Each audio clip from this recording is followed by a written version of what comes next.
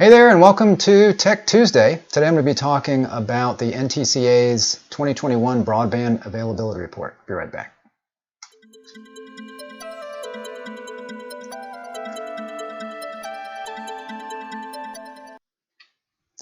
Thanks for joining me. Rick Uzzi here at Zcorum, and it's 3 o'clock. It's Tuesday. That means it's Tech Tuesday. So today I'm going to be talking about the 2021 NTCA Broadband Report.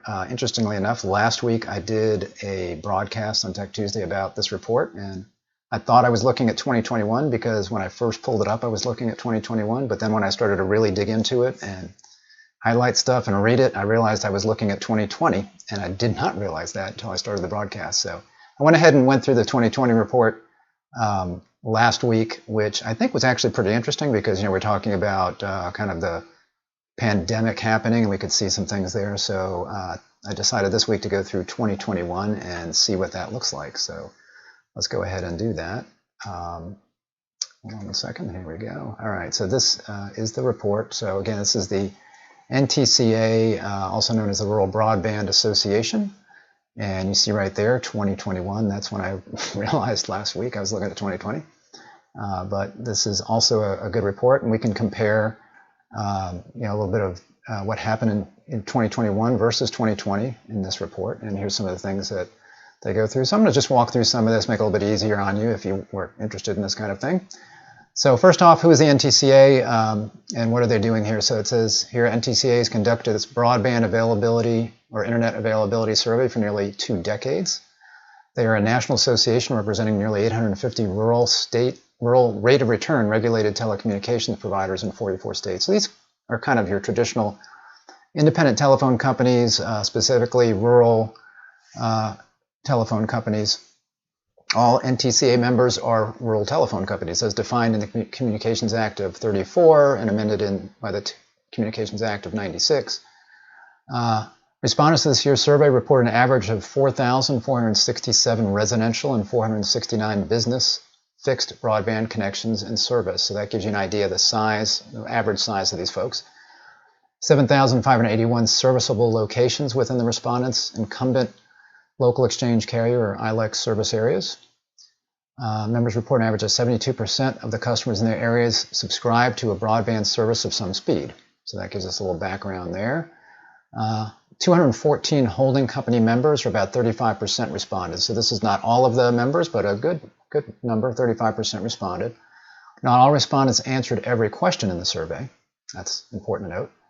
It's also important to note that it's very possible that those that answered this survey versus last year's survey, or the survey the year before that, whatever, are not necessarily the same operators.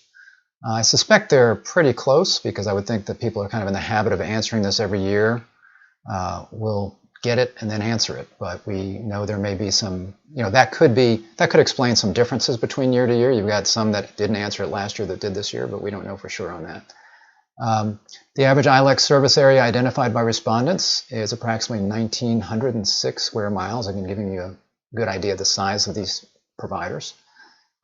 Nearly half, 49%, report having a service area of less than 500 square miles, while just over 1/4, about 30%, have a service area between 500 and 2,000 square miles, and approximately 1/5 have a service area of 2,000 square miles or larger. So again, gives you a good idea who we're talking about here. There's some figures here that I'm going to go through because they've got the same figures and charts down here, a little bit easier to look at. So let's first look at what they're doing voice as far as these providers. So again, these are traditional telephone companies. So what are they doing on voice still? Because voice is just like with telephone companies and voice being less and less important as far as a service that they're providing, kind of their core service. The same with cable TV, right? Less and less importance on video, certainly traditional video, QAM video on the cable side. So what's going on with voice? So we see here they're looking at 2020 and 2021 mean numbers for residential and business. So number of voice grade access lines in 2020 was 3,385, and that dropped to 2,890 in 2021. On the business side, in 2020 they had 1,197 voice lines, and then 1,040 in 2021. So we've seen, as one might anticipate, the number of voice lines go down. Now, when I was looking at this, I think it was last week when I was looking at the 2020 report, if I remember, there was an increase. I should have put that on here. I did on some other stuff further down, but if I remember, there was an increase on voice lines, which to me made sense because you had a lot of people suddenly at home that were not normally at home. So they would have been working in the office. They didn't necessarily need a business line at home, or they didn't need just even a residential line. Maybe they were using their cell phone and they decided, hey, I need to get a landline to be able to conduct business while I'm stuck here at home. So we see that, and I think we see that things may have changed here back to as more people are getting back to the office. So we've got residential lines, voice lines. So these are interconnected VoIP lines. Went from 1945 in 2020 to 1450 in 2021. So that also went down. On the business side, it went up. So it looks like there's an opportunity for businesses on the VoIP side. So they went from 279 business VoIP connections to 437. So there's an opportunity there. If you're interested in commercial VoIP, we do that. So at the end of this broadcast or at any time, look us up and we can help you with that. Number of fixed broadband connections, and as expected, this went up. 3,978 in 2020 and 4,467 in 2021 for residents, and then businesses went up a little bit as well, 456 to 469 average. Just to highlight here, the average respondent reports having 2,890 residential local exchange voice grade access lines in 2021, a decrease from 2020, 3,385 in 2019, 3,212. So again, you see what I was talking about there. It actually is highlighted here. So in 2020, it went up from 2019, and then in 2021, it went back down and actually went below 2019. So there was a big increase in phone lines in 2020, and then a decrease again in 2021. Now, it may have to do with who's answering this survey, but I suspect that is, again, a big bump in lines due to the pandemic, and then as pandemic reduced, people started cutting back on costs at home. Business local exchange voice grid access lines and service also decreased in 2021 from 1,040 or to 1,040 compared to 1,197 in 2020 and 1,057 in 2019. So I think we're seeing that as well. And there was an uptick in VoIP on business side, so that is somewhere that what would have changed there, I think. The vast majority of respondents, 91.2%, indicate that they have IP switching facilities for voice traffic in their networks. So most have gone to an IP-based switching. One half of respondents, 50.2%, still use TDM switching facilities for voice traffic within some portion of their ILEC network. So they still have the big hardware switches, class 4, class 5 switches, TDM, probably because they've got a lot of sunk costs in that. So if it's working, it's not broken, why get rid of that, throw out all that expensive hardware. So, but they're probably making the switches they can rather than replace. I don't think anybody's buying that equipment anymore, but rather than replacing what's working, they probably replace when it's time to, and then they just switch over to IP. Network use platforms used to provide fixed broadband service. So very similar year to year here. Fiber to the home is the big thing for even these independent, smaller operators doing fiber to the home. Still some copper loops, although that's been reducing, 58% in 2020, 50.5% in 2021. And then you can see fiber to the node also reducing. They've got some unlicensed fixed wireless that hasn't changed much. Licensed fixed wireless hasn't changed much. Reduction in cable modem service.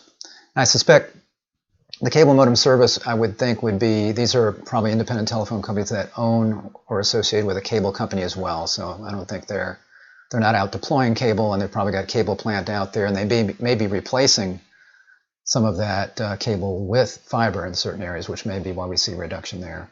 Satellite, 2% to 1.4%. And this satellite was most likely Exceed from Viasat. We used to be Wild Blue. A lot of these independent telcos got hooked up with Wild Blue when fiber was very expensive or fiber wasn't available. They were doing DSL, and in some areas that were hard to reach maybe with fiber, they were doing satellite. So they signed up with Wild Blue. Wild Blue was acquired by Viasat, who then revamped that, upgraded that to Exceed. So there's probably still some of that there. And then they've got other 0% now. It was 0.5%.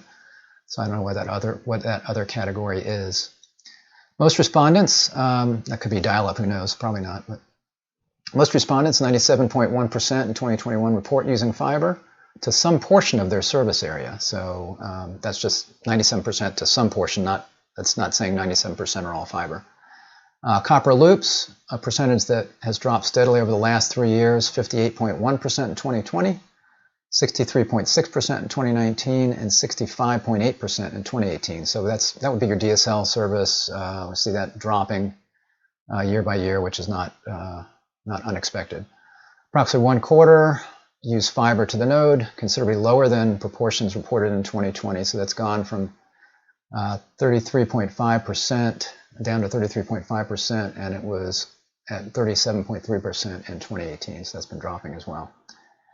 Average percentage of serviceable locations for network platforms. So here we see the locations that they can actually serve with these technologies. So it looks like the average has gone up to 75% for fiber to the home for these operators, up from about 70%.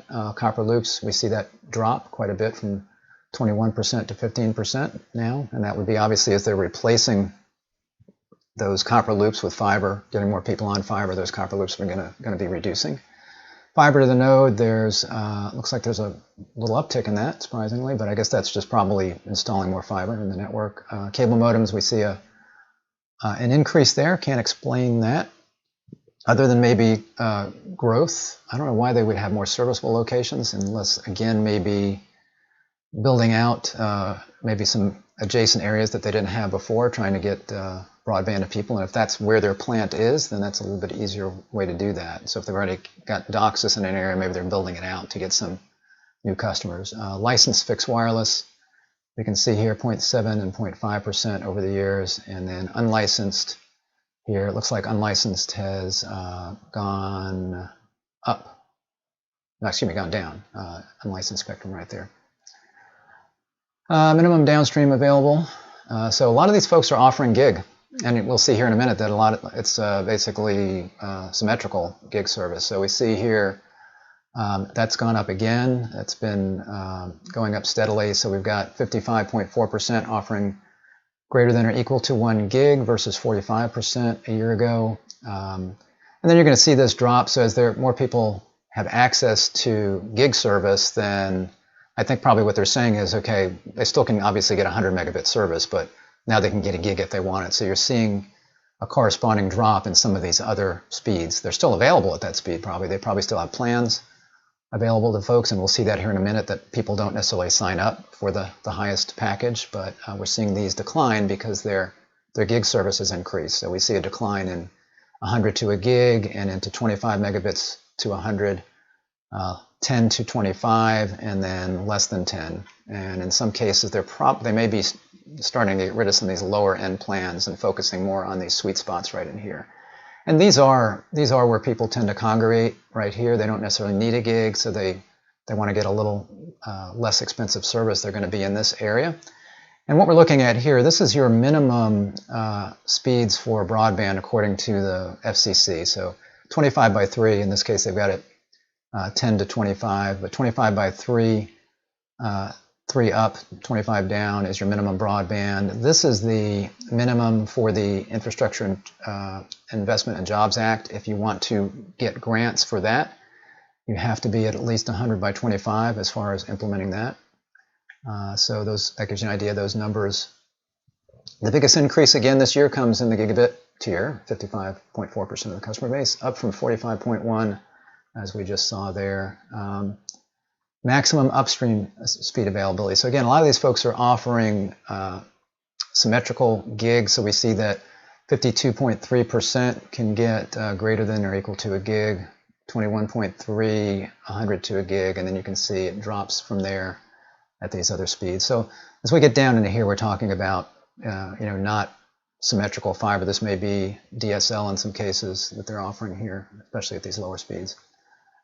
Broadband adoption by speed tier. So here again, as we see, people don't always go for the most expensive plan that you've got. So even though gig is available to so many people, not a lot of them are taking it at this point.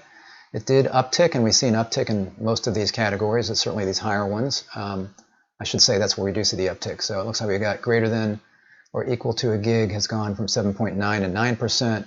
Then 100 meg to a gig has gone from 20 roughly to 28%. So they've seen some increase there, and a little bit of a decrease on some of these lower ends right here, a greater decrease on these ones here, because again, these are lower. So we are seeing in general people are upgrading to higher speeds, but they're not necessarily signing up for the highest speed. We can see that right here. So that's pretty clear what's happening. Proportion subscribing to speeds that do not exceed 25 meg by 27 that do not is 27.8% compared with 36.1% in 2020 and 50% in 2019. So speeds that do not exceed 25 megabits per second. So that would be these right here. These two have gone from 27.8%, or they're 27.8% now compared to what it was last year, 36.1%, and then it was 50% in 2019. So you can see that migration to the faster speeds.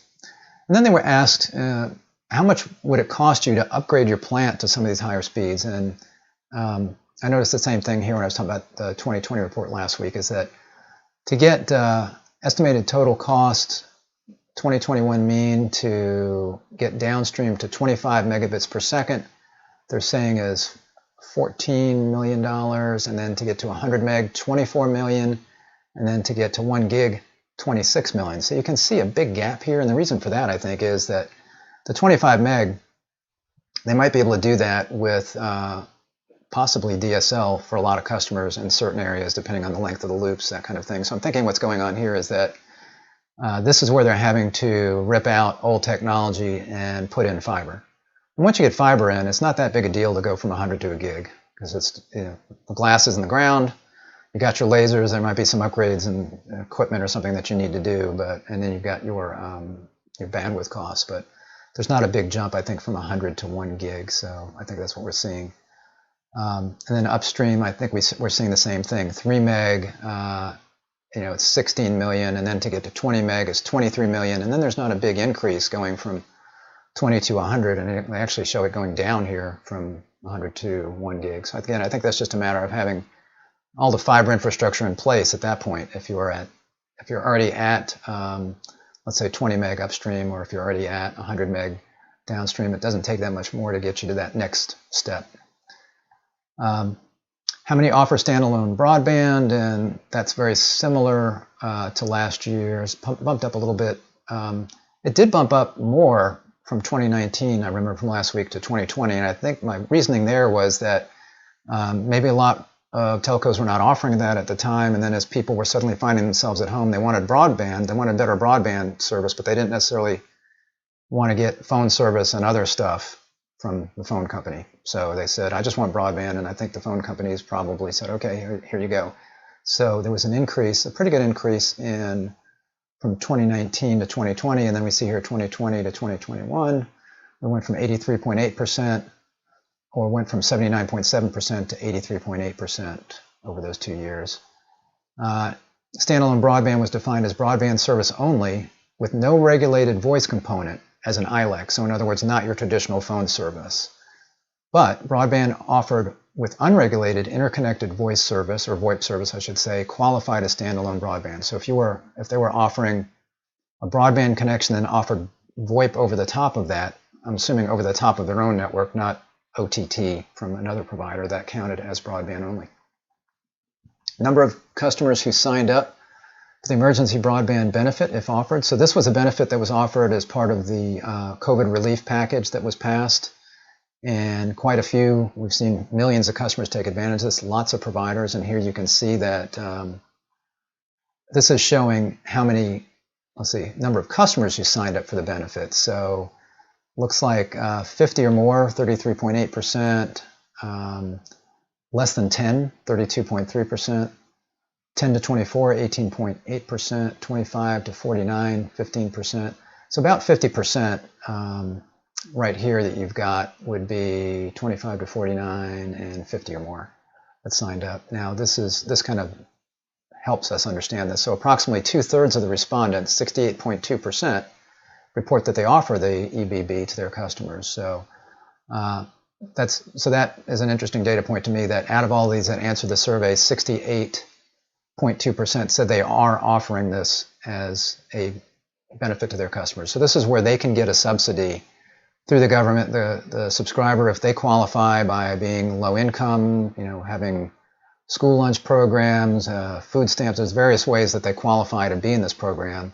And then if their service provider offers it, then they can get a package from their service provider, and then the service provider gets paid a subsidy. And currently it's $50, I believe, for every subscriber that signs up for this. So the service provider can get $50 to offer this. Now, what's replacing EBB is the, I believe it's the ACP, American Connectivity Program, or Affordable Connectivity Program, I believe is what it is, something like that.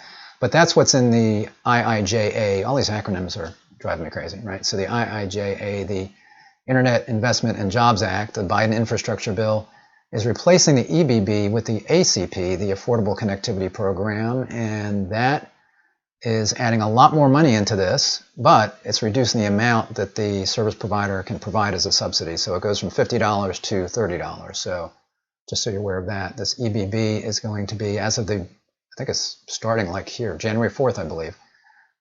So starting right now, as the people can sign up for the ACP, and the EBB is going to be transitioning over to that. What anchor institutions are these folks connecting to or connecting? So we can see here they've got these various different anchor institutions and a percentage that are using that via fiber. So we've got schools, libraries, most everybody's doing fiber. We've got some others, community colleges and state university extensions that lower percentages for some reason. And then they've got a number of anchor institutions in their service area. Again, this would be the mean for the various operators that answer this. So, not too many, but anywhere from 8 to 11 or so of these various types of anchor institutions that are being served, showing the 2021 number served and number in service area. So you've got 11 here that are in the service area, 9 of them are being served. That's what that's showing. So they've got most of them in this case. There's a few that are not signed up for them, like different public safety entities are not necessarily using them. Anchor institution average speed, and most of these are able to get a gig, but again, are not necessarily purchasing that. Not at all, it looks like, as far as the mean. So they can get a gig or better, and you can see where they're purchasing right there. And with the Infrastructure Act that just passed, if you're going to get a grant for an anchor institution, you have to be able to offer that at a gig service. So it's not, you can't offer a lower level service like 100 by 20 if it's going to be for an anchor institution and you're going to be getting funds for that. Short-term and long-term fiber deployment. Most are planning on some amount of fiber. We can see here, I found these charts really hard to understand, so I'm just going to go down here and just read this. So nearly half of responding companies, I'll leave it up here if you want to look at it, at least this one, long-term strategy. Nearly half of responding companies, 48.4%, report that their short-term fiber deployment strategy is to deploy fiber to the home to an average of 69% of customers by the end of year 2022. 4 in 10 indicate that their long-term strategy is to deploy fiber to the home to an average of 88% of customers by 2026. So you see there's a certain number that have no formal strategy. There's a certain number that say they're done. That means that, I don't know if that means they're done on their short term and they're done on their long term. Does that mean they're completely fiber, or they don't plan on doing everybody fiber? I don't know what that is. Not enough to know. Significant barriers to widespread fiber deployment. So what are the challenges? So cost of deployment remains an issue at 81.7%.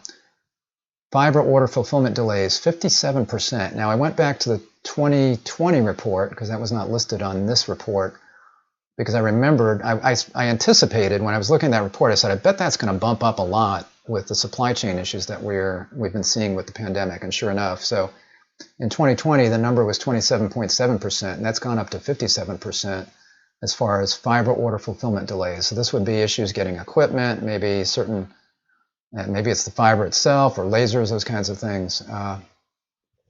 You see long loops, regulatory uncertainty is a factor. Obtaining cost-effective equipment, I think, also falls in that supply chain category, and sure enough, it was 10.6% in 2020, and then 23.9% currently. So the supply chain, hard to get equipment, maybe that's increased the price. If it's hard to get, obviously supply and demand. So we see that impact there. More than half of respondents named fiber order fulfillment delays as their second most significant barrier, a significant increase from 27.7% who said the same in 2020 and 9.3% who said the same in 2019. So they did have those figures there. Experience inability or delay in procuring supplies for communications network deployment. So this is the same question basically. So 80.4% said, yeah, we've experienced an inability to get supplies versus 19.6% that said no. 8 and 10 reported that they're experiencing an inability or delay in procuring supplies needed for network deployment. Of this segment, 80.9% report that they are either unable to acquire or delayed in procuring fiber. Of those experiencing issues, 78.9% report problems procuring customer premise equipment, including ONTs and routers. Approximately 7 in 10 are experiencing problems procuring network electronic components for fixed wireline service.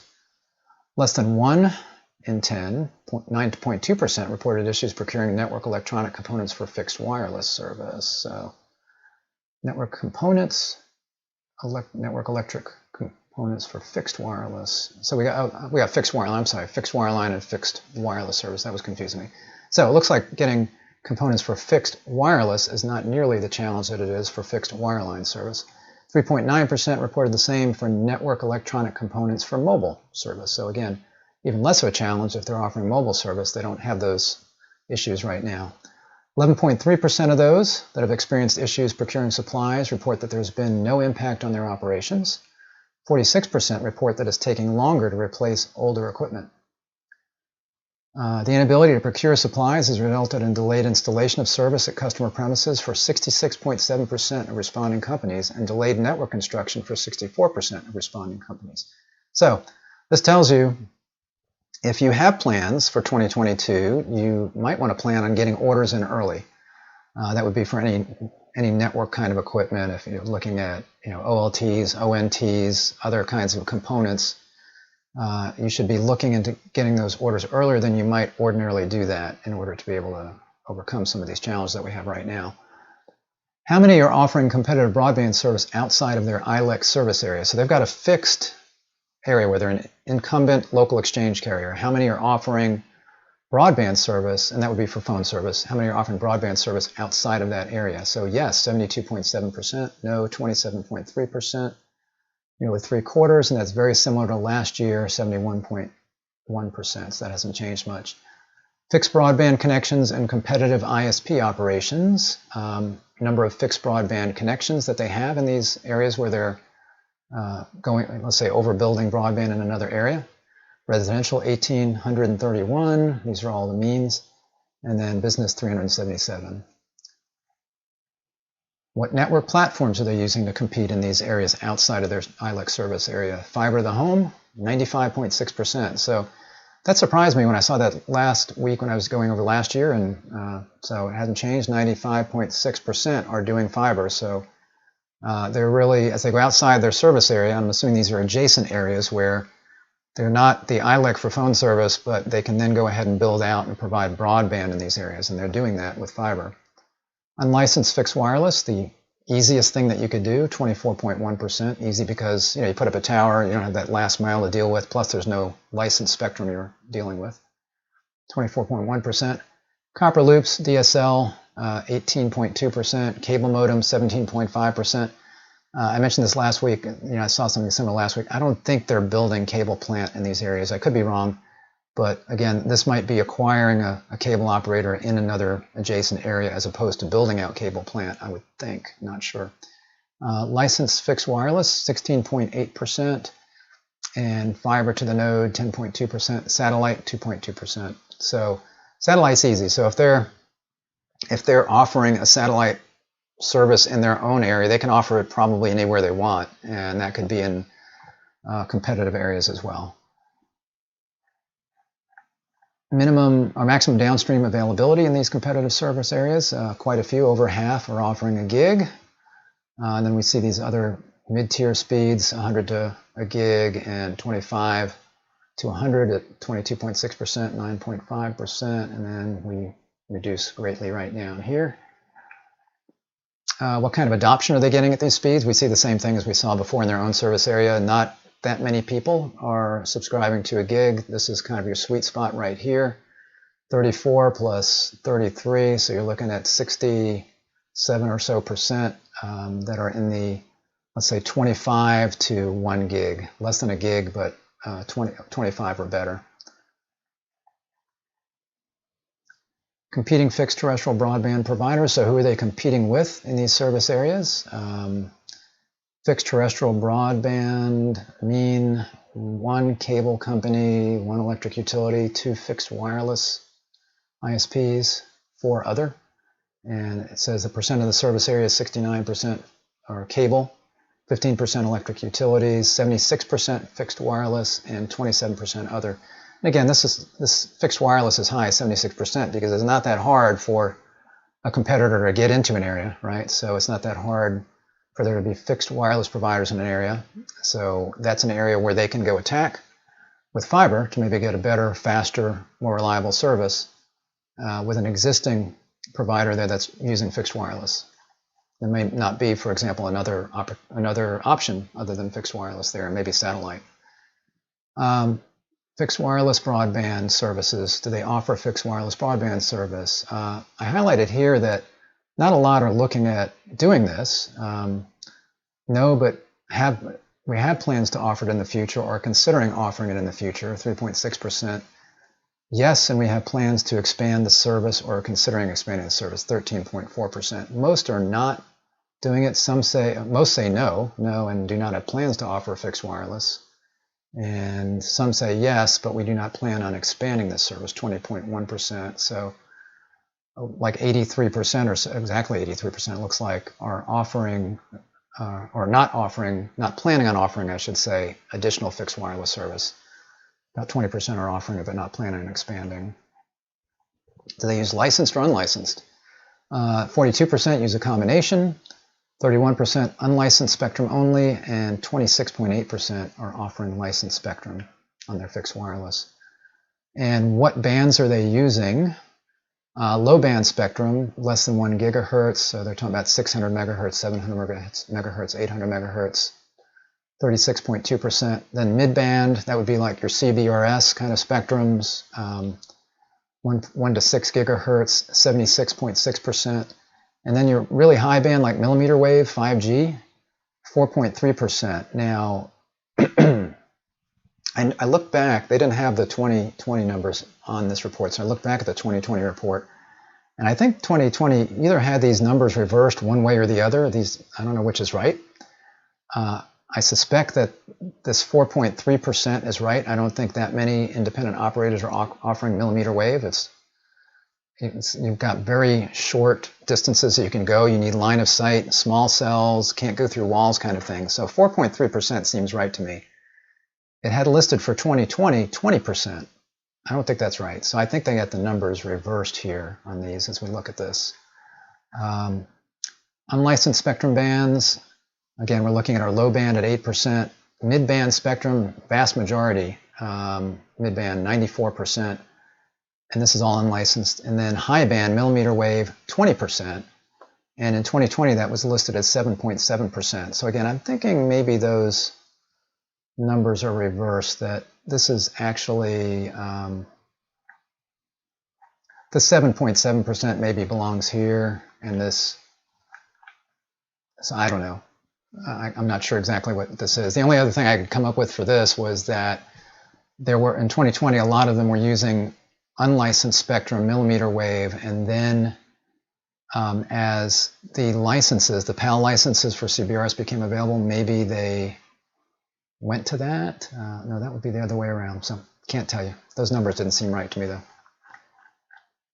Anything else here? I was going to skip this mobile voice, internet backbone, middle mile. What I thought was interesting was the video numbers here. This is the last thing. So video services. So number of customers that currently subscribe to video services, and the mean was 2,680. And I went ahead and pulled the numbers from the 2020 report, and we see 2,605. So surprisingly, that number is lower there, so it went up, and then here went down. So number of homes passed or otherwise capable of connecting with video services, that went down 95.25 to 87.75. Types of video service offered: IPTV went from 77.2% in 2020 to 84.2%. So this is not that surprising. So more operators are switching from their own old services to maybe IPTV, or they are started offering it. Cable TV, these would be folks that would have the cable plant, 33.1% to 27.1%. Not that surprising, but there's been a drop there. Over-the-top media, 22.8% in 2020 to 18% in 2021. I'm not sure why that went down. I thought more people were offering, like partnering up with OTT providers. And then other, 7.1% to 6%. Reasons for discontinuing cable TV or IPTV services, and we can see here increased programming costs, 97.1%, and that was 89.5% a year ago. Difficulty negotiating retransmission consent agreements, that's always a challenge, 63% roughly to 59%, from 59%. Not enough subscribers to justify the costs, was 54%, 54.4%, and that's gone down to 41.4% as far as being a reason. And then other category you can see there. So this is a challenge right now for operators, whether you're a cable operator or a phone company, is do you continue to provide video, especially with all of the streaming options out there. Now, I just saw a story the other day that said people are really getting fed up with streaming. There's so many different options that they're starting to look for some way to consolidate everything. So I think IPTV, providing people kind of the freedom of an IPTV account where they get the nice guide, they have lots of content, they can supplement it with 1 or 2 or 3 streaming services, and it's easier to find stuff. I think that's still a good offering for broadband providers. And we offer an IPTV product, if that's something you're interested in, that is really inexpensive to get in with compared to providing other kinds of options. So, and the programming is included. So one of the challenges, again, here, these, what are they talking about? Wasn't it just right here, I think? Oh yeah, increased programming costs, negotiating consent agreements. That's all stuff that's you don't need to worry about if you have our service. So, and there's retransmission stuff. That's pretty much it. So they got their conclusions in here. I will go ahead and link to this report in the comments if you want to go through it and look at it on your own.